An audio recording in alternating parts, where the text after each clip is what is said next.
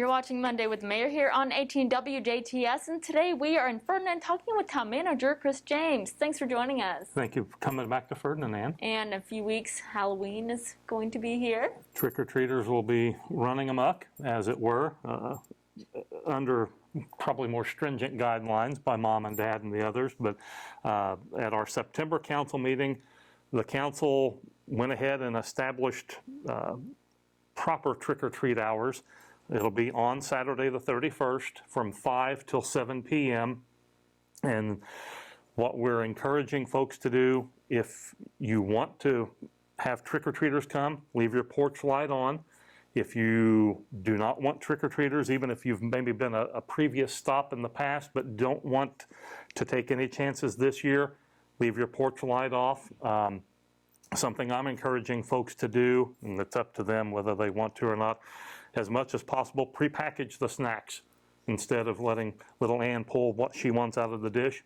Here's a pouch for you and a bag for you and a bag for you, and try to limit it as best as possible on that type of contact. Mom and Dad will still do their normal candy check anyway when you get home, but as of right now, 5 till 7 p.m. on Saturday the 31st, we'll have our official trick-or-treat hours here in town. And speaking of precautions, how's the town doing responding to COVID? We're doing as best as we can under the circumstances. As you well know, there's not that one magic bullet that take this pill or get this shot or drink this liquid and poof, you're COVID-free or anything. Our employees still do daily thermometer checks when they come into work, make sure they're not running fever.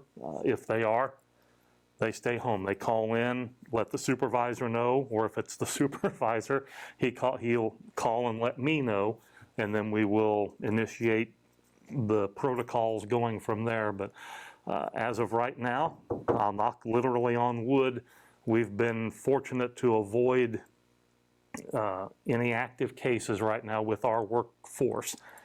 That could change by the time folks view this tonight, that a word will come out that person A or person B has tested. But as of right now, we've been fortunate. We've got various practices in place for employees who may go out of state. If it's just a day trip, you drive, whether it's to Ohio or Kentucky or Illinois, spend the day and come home, that's fine. If you do overnight stays out of state, be it one night or a week's worth for a vacation, when you come back, you are to get tested and you are on quarantine until that result comes back.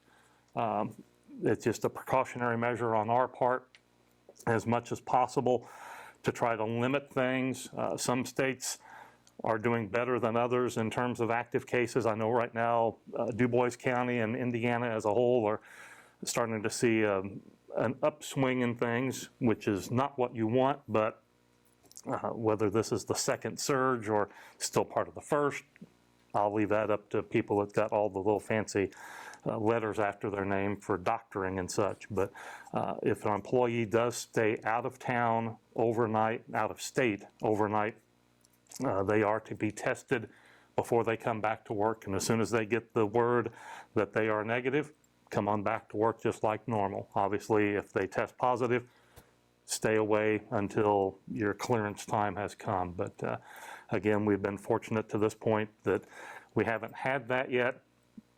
We'll see how things go in the coming days, weeks, and months ahead as to whether we can keep that streak alive or not.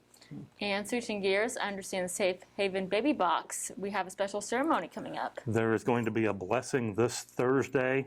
They will start, I believe, 4 p.m. is when the festivities begin at the Doc Thomas building. The box is in. We've still got some final touches to being done with that. It worked out. Part of the tie-in with the box going in that location is that the EMTs were moving from their current firehouse facility into the back half of the building for their day room, sleeping room, do their work and things there. We wanted to wait until they were physically in before the box went live so we'd actually have people there to monitor it instead of having to run across the driveway or something. That has happened. They're still doing some fine tuning on their own side of things, but yes, we are going to have the dedication and the blessing this Thursday. Memorial Hospital folks will be there. Baby box people obviously will be there. The town will be represented, and looking forward to that.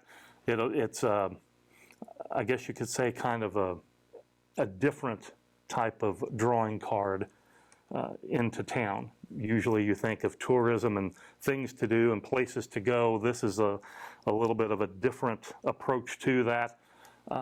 It's one of those, and I've heard commentary on both sides. One side is, I hope it's never used, but at the same time others say we hope it gets used a lot, because that means that babies are going to be put into a better situation. So that's the purpose behind it, is so little ones will have a better chance. They can be dropped off safely, anonymously, and then they can move forward with their lives with adoptive care and go from there. So we're looking forward to that on Thursday, and we'll have to wait and see when our first delivery is made, in a manner of speaking, to the box. I'm sure that'll be a big media event when that happens at some point down the line. Well, thank you for joining us today. Well, thank you, Ann. Appreciate it. You've been watching Monday with the Mayor here on 18 WJTS, and today we are in Ferdinand talking with Town Manager Chris James. Thanks for watching. This is 18 WJTS, local people watching local people.